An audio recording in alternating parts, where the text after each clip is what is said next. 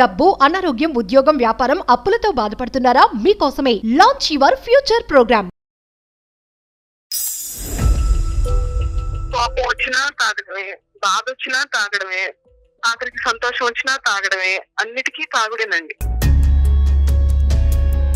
ఇది వరకు మాట అనుకుని అరుచుకునేవాళ్ళం, ఇప్పుడు చెయ్యి కూడా ఎత్తుతున్నాడండి నా మీద.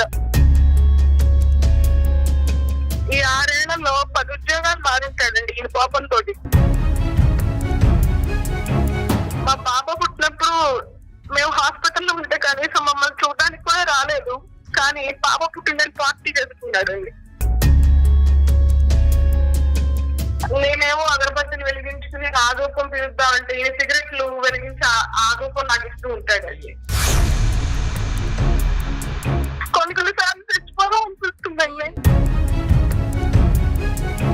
సో ఇన్ని పరిణామాలు ఉన్నా కూడా ఆ మనిషి అలా ముందుకెళ్ళిపోయేటటువంటి తత్వం చూడండి, అది వ్యక్తిత్వపరమైన లోపం. ఆయన గొడవ ఈజ్ ఈక్వల్ టు తాగటం, ఈ రెండు పక్క పక్కనే పెట్టుకున్నారు.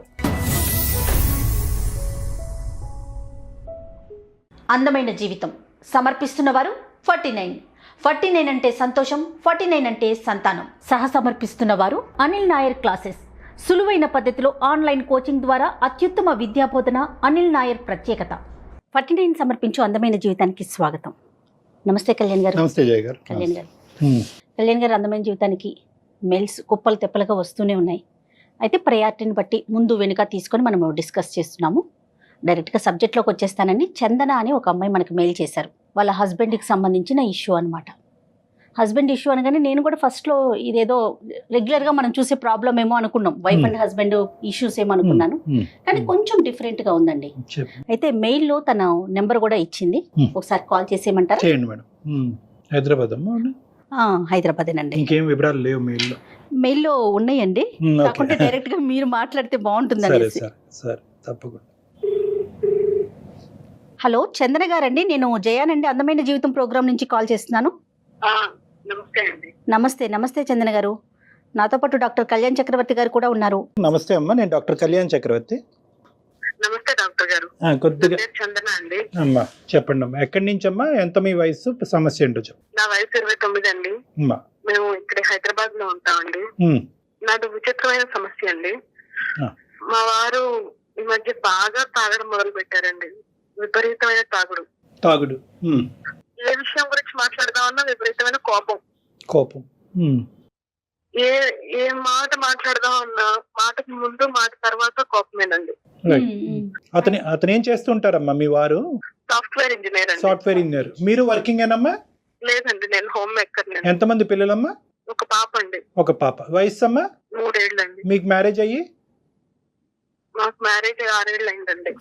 ఓకే. ఈ కోపం అన్నది ఇప్పుడమ్మా, మ్యారేజ్ అప్పటి నుంచినా? అది మొదటి నుంచి ఉన్నదేనండి. తాగుడు అన్నదమ్మా? అది మొదటి నుంచే ఉందండి, కాకపోతే ఎప్పుడో నెలకోసారో వారానికోసారో తాగేవాళ్ళండి ఇది వరకు. కానీ ఇప్పుడు మరీ విపరీతం అయిపోయిందండి తాగుడు. కారణం వెతుక్కుంటున్నాడు తాగడానికి. కోపం వచ్చినా తాగడమే, బాధ వచ్చినా తాగడమే, ఆఖరికి సంతోషం వచ్చినా తాగడమే, అన్నిటికీ తాగుడేనండి. ఇక్కడ ఎవరెవరు ఉంటారు చందన? హైదరాబాద్ లో మీతో ఫ్యామిలీ ఎవరెవరు ఉంటారు? మేము ముగ్గురేనండి, నేను, మా వారు, మా పాప. ఓకే. అరేంజ్డ్ మ్యారేజ్ అండి? అరేంజ్డ్ కమ్ లవ్ మ్యారేజ్ అండి మాది. చెప్పమ్మా, అంటే ఈ కోపానికి కొన్ని నిదర్శనాలు చెప్పండి అమ్మా, ఎగ్జాంపుల్స్. అంటే ఏ పరిస్థితుల్లో ఎక్కడ వస్తుంది కోపం? మనం ఏదన్నా అన్నా వస్తుందా, ఏమి అనకపోయినా వస్తుందా, ఎలా వస్తుంది ఈ కోపం చెప్పండి? ఎవరితో? ఎవరైనా కోపం తెప్పించాలంటే చాలా ఈజీ. లేదు, ఆయన కోపం తెచ్చుకోవాలన్నా ఈజీ. ఆయనకి మొదటి నుంచి విపరీతమైన కోపం. ఇదేంటయ్యా ఈ పని ఇలా చేసావు అని ఏదన్నా చిన్నగా మాట్లాడినా, గట్టిగా మాట్లాడక్కర్లేదని మాట్లాడినా చాలు, నీకెందుకు, నువ్వెవరు మాట్లాడటానికి అని రైజ్ అయిపోతుంటాడండి. అతన్ని సరిచేయటం గానీ సర్ది చెప్పటం గానీ ఏదైనా చెప్తే కనుక అతను కోపం వస్తుంది. అలా కాకుండా మీరు అతను సరిచేయకుండా సర్ది చెప్పినటువంటి పరిస్థితి లేకుండా కూడా కోపం వస్తుందమ్మా సహజంగానే? ఆయన సహజంగానే బాగా కోపిస్తండి. ఓకే. మళ్ళీ ఆయనే సర్దుకుంటారా చందన, లేకుంటే మళ్ళీ అది అలా ప్రొలాంగ్ అవుతూనే ఉంటుందా కోపం? ప్రొలాంగ్ అవుతూనే ఉంటుందండి. నేను గొడవ పడకూడదు, ఫోన్లే ఇవాళ నేను సర్దుకుపోదాము అనుకున్న రోజున బయటికి వెళ్ళిపోయి తాగొచ్చేస్తారు. లేదు నాకు ఆ రోజు మూడ్ బాగాలేదు, నేను ఎదురు తిరిగి మాట్లాడతాం అనుకున్న రోజున ఇంకా ఎక్కువ గొడవ పడు. మొదట్లో పోనీ నేను తగ్గుంటే ఆయన తగ్గుతాడులే అనుకుని నేను తట్టుకుపోయిన రోజులు నన్ను ఇంకా చులకంగా చూడటం మొదలు పెట్టాడండి. ఇది వరకు మాట అనుకుని అరుచుకునేవాళ్ళం, ఇప్పుడు చెయ్యి కూడా ఎత్తుతున్నాడండి నా మీద. పాప పెద్దదవుతోంది కదండి, అది అక్కడ ఉందని కూడా చూసుకోడండి. ఈ 6 ఏళ్లలో 10 ఉద్యోగాలు మారుంటాడండి ఈ కోపంతో. 10 ఉద్యోగాలు 10 ఉద్యోగాల జాబ్ చేయడానికి తెలివి కూడా ఉంది, కానీ ఆ కోపంతో పోగొట్టుకుంటాడండి. అమ్మా ఇప్పుడు కోపం అన్నది మనకు అర్థం అవుతుంది, కానీ ఉద్యోగం అనేటటువంటి పరిధిలో అక్కడ ఏంటమ్మా, అక్కడ కోపం అంటే ఎందుకు కోపం వస్తుంది అక్కడ? వాళ్ళకి తగ్గట్టు ఈయన ఉండడండి. ఓకే, మనం కంపెనీకి వెళ్ళాము, ఒక ఆఫీస్ కి వెళ్ళాము, వాళ్ళకు రూల్స్ రెగ్యులేషన్స్ ఉంటాయి, డ్రెస్ కోడ్ అనో ఇంకోటో ఉంటాయి, అవేమి ఈయనకి నష్టం. ఐడి కార్డ్ వేసుకెళ్ళాలి, వేసుకెళ్ళాలంటాడు. ఓకే, బేసిక్స్ కూడా విండు. నాకు ఇష్టం లేదు అంటాడు. ఎప్పుడన్నా ఆఫీస్కి కూడా డ్రింక్ చేసి వెళ్ళే పరిస్థితి ఉందమ్మా? ఆఫీస్కి డ్రింక్ చేసి వెళ్ళటం కానీ, డ్రైవింగ్ చేసినప్పుడు డ్రింక్ చేయటం కానీ ఇలాంటివి ఉన్నాయా? ఉన్నాయండి. మా పాప పుట్టినప్పుడు మేము హాస్పిటల్లో ఉంటే కనీసం మమ్మల్ని చూడడానికి కూడా రాలేదు, కానీ పాప పుట్టిందని పార్టీ చేసుకున్నాడు. ఆ తాగి ఆఫీస్కి వెళ్ళాడు, అప్పుడు ఉద్యోగం పోయింది. అంటే ఆయనకి తాగటానికి రీజన్స్ అక్కర్లా, ఆయనే వెతుక్కుంటారండి. ఈ తాగటం గురించి మీ ఒక్కరికే తెలుసమ్మా, లేదంటే వాళ్ళ కుటుంబ సభ్యులు ఆఫీస్ లో ఉండేటటువంటి వాళ్ళకి ఇది పబ్లిక్ అయిందా ఇష్యూ? అందరికీ తెలుసండి. అందరికీ తెలుసు. అంటే తాగినప్పుడు కోపం ఒకలాగా, తాగినప్పుడు ఒకలాగా ఉంటుందా, లేదంటే ఎప్పుడు కూడా కోపం అనేది సబ్జెక్ట్ డిఫరెంట్, తాగటం డిఫరెంట్ సబ్జెక్ట్సా? లేదండి, ఆయనకి కోపం వచ్చింది అంటే ఇంకా తాగడమే. కోపం వస్తే తాగడానికి కోపం తెచ్చుకునే సందర్భాలు కూడా ఉంటాయండి. తాగిన తర్వాత కోపం ఇంకా విపరీతం అవుతుందమ్మా? విపరీతం అవుతుందండి. ఇప్పుడు చేతుల వరకు వచ్చిందా వ్యవహారం? అవునండి, చెయ్యి ఎత్తడం వరకు కూడా వచ్చిందండి.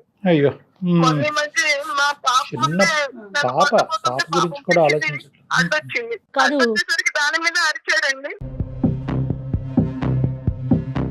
కాదు డాక్టర్ గారు, ఇప్పుడు ఇంట్లో అనుకోండి తనకు కోపం వచ్చినా చెల్లిద్ది, ఇంట్లో వాళ్ళు సర్దుకుంటారు, లేకుంటే ఛీ చావు అని చెప్పేసి వదిలేస్తారు. ఆఫీసుల్లో చెల్లదు కూడా, అక్కడ కూడా ఇలాంటి పెత్తనం చూపించేస్తా ఉంటారా? అంటే ఇది వ్యక్తిత్వ పరం. ఇప్పుడు అమ్మాయి చెప్పేటటువంటి దాంట్లో ఏంటంటే ఇక్కడ కోపము, తాగుడు అనేటటువంటిది బయటకు కనిపించేటటువంటి 2 సబ్జెక్ట్స్ మాత్రమే. ఇవేంటంటే ఆ లోపల ఉండేటటువంటి వ్యక్తిత్వం గురించి మనం ఇక్కడ అర్థం చేసుకోవాలి. ఏంటంటే అహంకారి స్వభావం, నాకన్నీ తెలుసు, నేను ఎప్పుడూ టాప్లో ఉండాలి, నా మాట అందరూ వినాలి, నేను చెప్పినట్టే జరగాలి, నా వైపు వేలెత్తి ఎవరు చూపెట్టకూడదు, నేను వేలెత్తి చూపెడితే అవతల వాళ్ళు తూచా తప్పకుండా వెంటనే ఫాలో అయిపోవాలి. సో ఇది వ్యక్తిత్వపరమైనటువంటి లోపం, ఇది ఒక డిసార్డర్. మీరు చెప్పేటటువంటి అవకాశం లేదన్నారు, వాళ్ళ తల్లిదండ్రులు చెప్పే అవకాశం ఉందా? ఆఫీస్లో కానీ, ఎవరన్నా పెద్దల ద్వారా కానీ, స్నేహితుల ద్వారా కానీ అతని ప్రవర్తనలో ఒక మార్పు తెప్పించే ప్రయత్నం ఎప్పుడన్నా జరిగిందా? ఎవరి మాట అన్నా అతను వింటాడా? కౌన్సిలింగ్ అనేటటువంటి ఆలోచన ఎప్పుడన్నా వచ్చిందా? వచ్చిందండి. కౌన్సిలింగ్ తీసుకెళ్లామంటే వాళ్ళేంటి నాకు చెప్పేది, అంటే అహంకారం, నాకు మీరు చెప్పేది ఏంటి, నాకు అన్ని తెలుసు, అవన్నీ ఉన్నాయా? ఉన్నాయండి. ఎవరైనా సరే ఈయనకంటే తక్కువే, వాడు నా రేంజ్ కాదు. ఎవరితో చుట్టుపక్కల నైబర్స్ తో కూడా ఎవరితోనూ మాట్లాడదు. రైట్. ఎవరితో మాట్లాడదామన్నా గొడవే. ఈ డబ్బులు ఖర్చు పెట్టడం, స్నేహితులతో బయటకు వెళ్ళటమా అనేటటువంటిది ఉందా, లేదంటే ఆ తాగేదేదో 4 గోళ్ల మధ్యనే తాగుతాడా? బయటికి వెళ్తారండి, ఫ్రెండ్స్ తోనే తాగుతాడు. కోపం అనే సబ్జెక్ట్ తీసేస్తే మిగతా ఏమైనా మంచి గుణాలు ఉన్నాయమ్మా? మాట్లాడుకునే తగ్గేటటువంటి గుణాలు ఏమైనా ఉన్నాయా?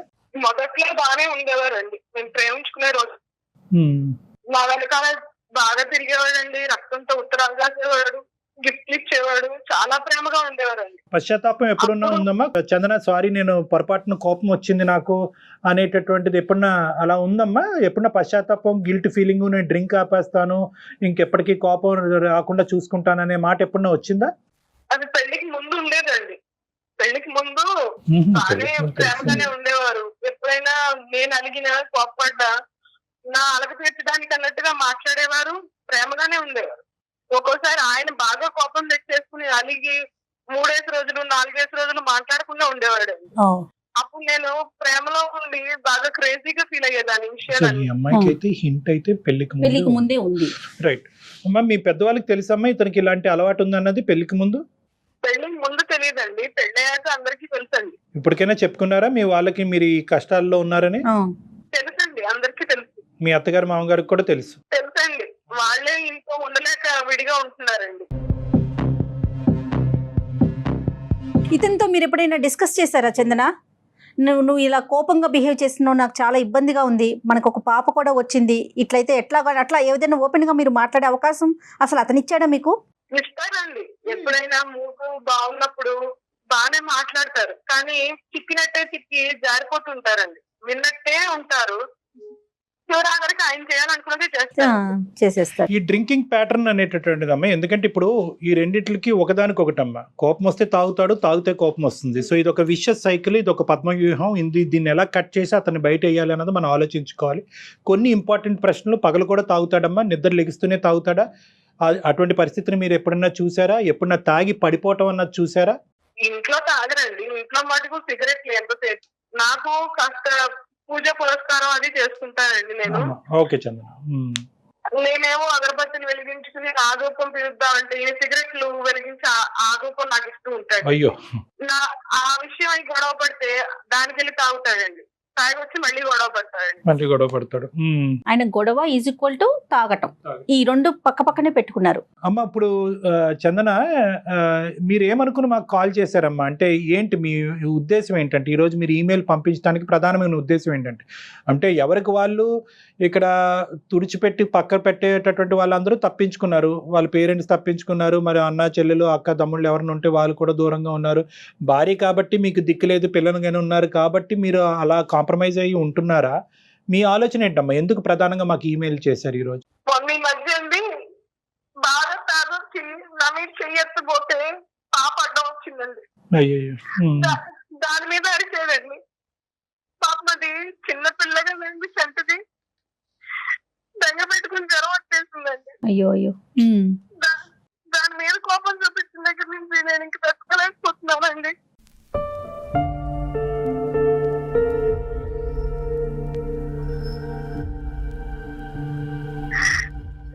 ఇన్నాళ్ళు నేనంటే పడ్డాను కదండి, పాపలు కూడా ఎక్కడ ఇబ్బంది పట్టండి.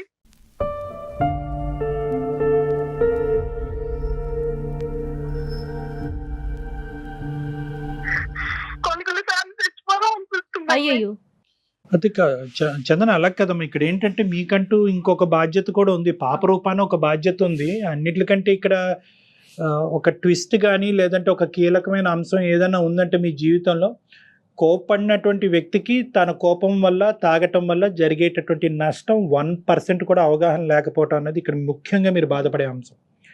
కోపం, తాగటం ప్రత్యేకంగా మగవాళ్ళలో ఒక సహజమైన సబ్జెక్ట్ ఈ రోజుల్లో.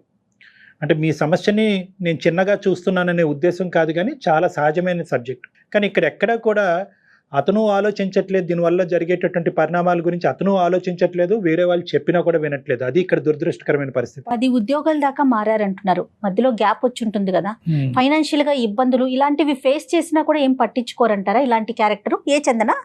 ఆర్థికంగా వాళ్ళకి కొంత ఆస్తులు అవి ఉన్నాయండి, అలా అలా మెట్టుకొస్తున్నాం, కానీ ఎదుగు పొదుగు లేదండి. అరే ఆ ఉద్యోగం పోయింది కాబట్టి అది నా కారణం అనేటటువంటి అవగాహన అతనికి ఉందమ్మా? లేదంటే వాళ్ళకి నన్ను ఉంచుకోవటం చేతకాక నన్ను తీసారంటాడా? అదేనండి, ఆ ఉద్యోగం పోయిన రోజున డైరెక్ట్ గా ఇంటికి రాడండి, బయటికి వెళ్ళిపోయి తాగేసి అప్పుడు వచ్చి చెప్తాడండి, వాళ్ళని తీసేశారు, చేతగాని వెదవాళ్ళు, వాళ్ళకి పని చేయించుకోవడం చేత కాదు, వాళ్ళకే పని చేత కాదు. అదేనమ్మా చంద్ర, ఇక్కడ దురదృష్టం ఏంటంటే చచ్చిపోవాలి చనిపోవాలనే ఆలోచన దయచేసి తీసి పక్కన పెట్టేయండి. సింపుల్గా నేను ఒక మాట చెప్తాను, అంటే ఇది నా స్థానంలో కూర్చున్నటువంటి వ్యక్తికి సింపుల్ ఏమో, అనుభవించేటటువంటి మీకు చాలా కష్టం. మీ యొక్క సమస్యకి మా అందమైన జీవితం తరపున పూర్తి స్థాయి సానుభూతి అన్నది ఉంది, ఎటువంటి సహాయం అన్నా మేము చేయడానికి రెడీగానే ఉన్నాం.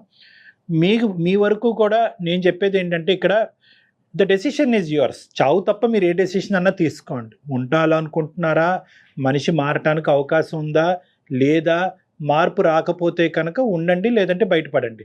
సో నేను అనేది ఏంటంటే, చావు అనే సబ్జెక్ట్ తీసేస్తే మనం మిగతా ఆప్షన్స్ మాట్లాడుకోవడానికి అవకాశం ఉంటుంది. మీ బిడ్డ గురించి మీరు బతకాలి, మిమ్మల్ని కన్నా మీ అమ్మ నాన్న గురించి మీరు బతకాలి. So kindly delete that word.